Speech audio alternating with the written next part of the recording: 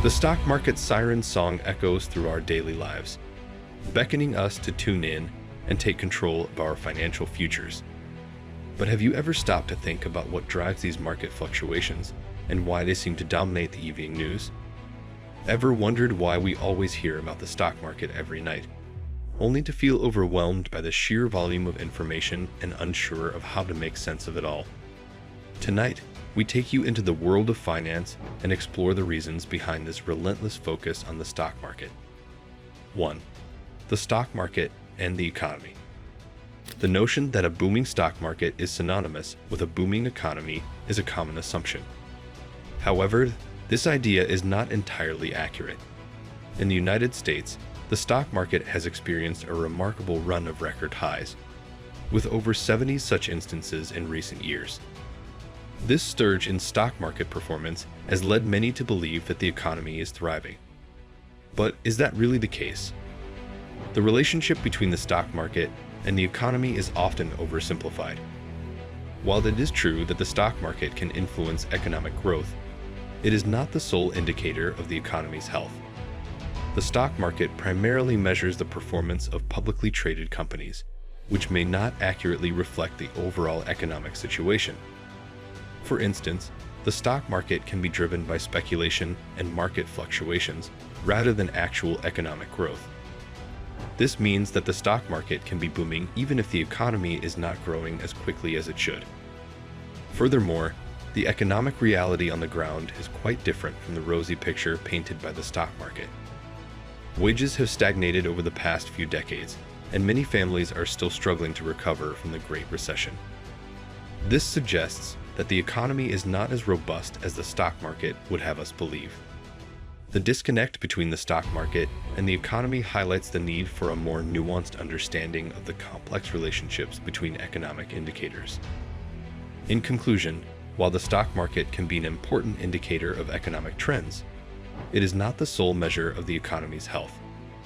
The actual economy is more complex and multifaceted, with various indicators such as wages, employment rates, and consumer spending providing a more comprehensive picture.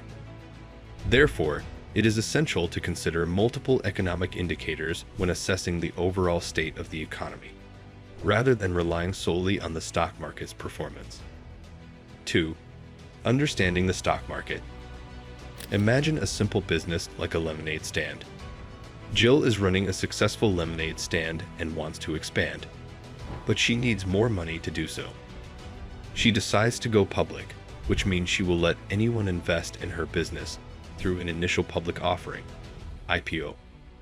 When Jill goes public, investors can buy shares of her company. This gives Jill the money she needs to grow her business. She can use the funds to open more lemonade stands, develop new products, and even give some of the profits back to her investors as dividends. This excitement around Jill's company often leads more people to buy her stock, further increasing its value. The stock market is where people buy and sell pieces of companies based on their perceived future value. This happens thousands of times per second, all over the world. By going public and selling shares, Jill has tapped into this vast market to raise capital and expand her lemonade stand business. The stock market allows companies like Jill's to access a much larger pool of potential investors, which can be a powerful tool for growth and development. 3. The big players. The New York Stock Exchange, NYSE, is the dominant player in the world of stock trading, handling shares of prominent companies like IBM and General Electric, GE. In contrast, the NASDAQ, often referred to as the cool younger brother, focuses on tech giants such as Apple and Facebook. These exchanges serve as the backbone of the financial system, facilitating the buying and selling of shares. Indexes like the S&P 500 and the Dow Jones Industrial Average, DJIA, provide a snapshot of the market's performance by combining the share prices of various companies.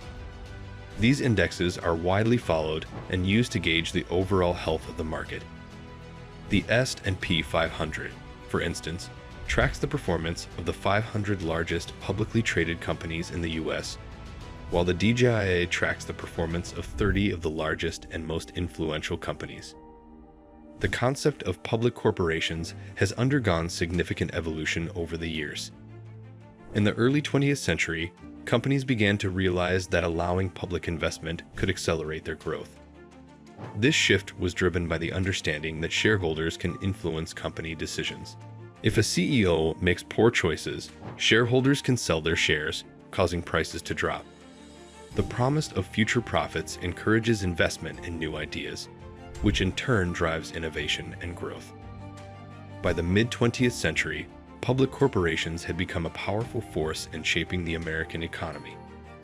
They played a crucial role in building the middle class by providing jobs, stimulating economic growth, and increasing consumer spending. The rise of public corporations has had a lasting impact on the global economy, and their influence continues to shape the financial landscape today. 4. Changing corporate philosophy. In the 1970s, the influential economist Milton Friedman argued that a company's sole responsibility was to maximize profits for its shareholders. This idea, known as shareholder primacy, began to take hold in the business world. As a result, many CEOs started prioritizing short-term stock prices over long-term growth and employee well-being.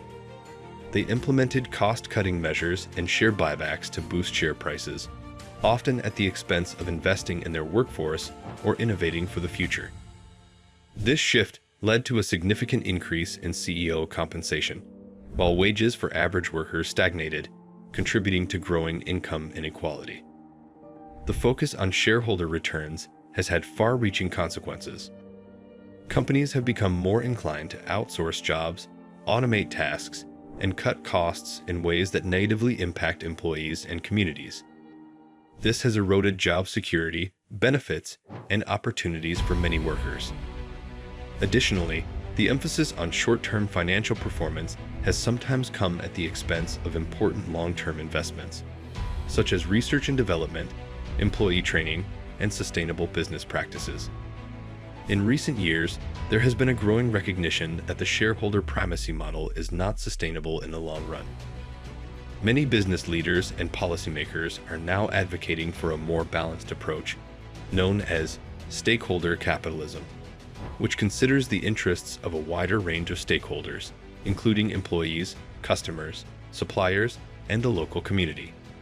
This shift towards stakeholder capitalism aims to create long-term value for all stakeholders, not just shareholders, and to address pressing societal challenges such as climate change, income inequality, and workforce development. 5. The impact on the economy.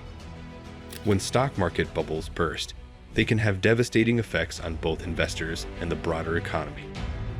The consequences are far-reaching, leading to widespread job losses and even the collapse of companies. This can have a ripple effect, causing economic instability and uncertainty. Moreover, even when the market is performing well, a focus on short-term gains can undermine long-term economic stability. This short-sighted approach can lead to reckless decisions that ultimately harm the economy. It is crucial to maintain a balanced perspective and prioritize sustainable growth over quick profits. Unfortunately, today's market dynamics exacerbate these issues. Fewer Americans are invested in the stock market, and as stock prices rise, so does economic inequality. This widening gap between the rich and the poor can have severe social and economic implications.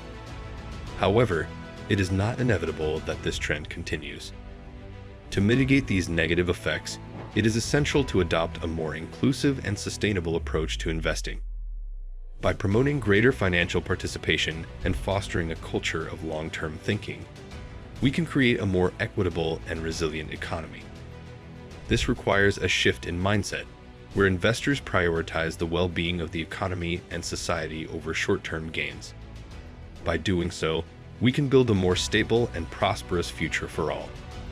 Stock markets have the power to positively impact businesses and create jobs, making them a force for good. As shareholders, we have the ability to shape how companies operate by advocating for practices that benefit everyone. This means our investments should align with our values and contribute to a better economy for all. By making conscious investment choices, we can help build a more equitable and prosperous society. So, let's ensure our investments reflect our values and support companies that prioritize the greater good. Thanks for watching, and don't forget to subscribe to our channel for more content on how to make a positive impact through your investments.